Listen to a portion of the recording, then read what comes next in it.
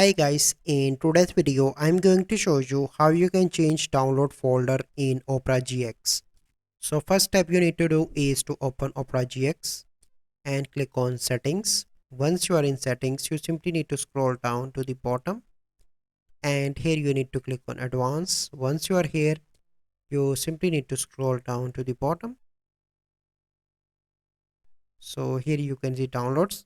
Currently it will save all my documents in C, and to change you simply need to click on change, and I want to save in desktop, so click on select folder, and now you can see that the location is changed. So this is a process by which you can change download folder in Opera GX. So I hope you find this video helpful.